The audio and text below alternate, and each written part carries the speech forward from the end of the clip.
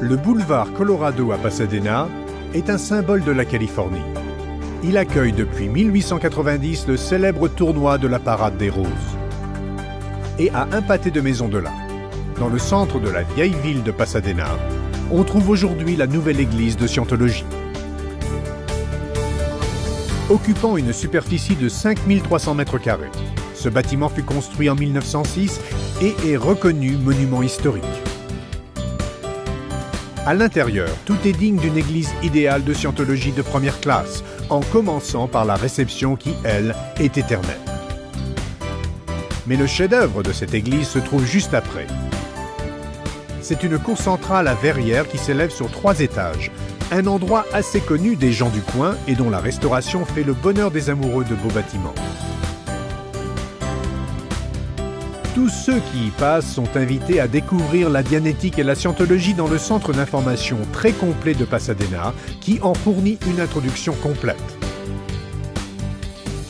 À côté de la cour centrale, il y a un ensemble d'espaces conçus expressément pour les séminaires et de façon à répondre aux divers besoins des résidents de Pasadena. Le dernier des espaces d'introduction, c'est le centre de purification de Pasadena. Là encore, l'équilibre est conservé entre la fonction et l'esthétique, comme en témoigne le vitrail sur lequel sont inscrits les emblèmes de cette ville. Les arbres et bien sûr les roses.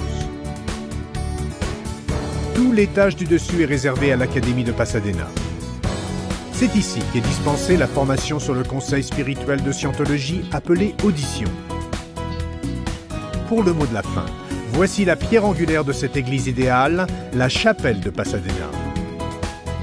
Si elle a été conçue pour recevoir des centaines de personnes lors des célébrations et des remises de diplômes, elle accueille aussi les participants à des séminaires, aux services dominicaux de Scientologie et fait aussi salle de banquet pour la ville. Donc, voilà l'organisation idéale pour la ville des Roses, l'église de Scientologie de Pasadena.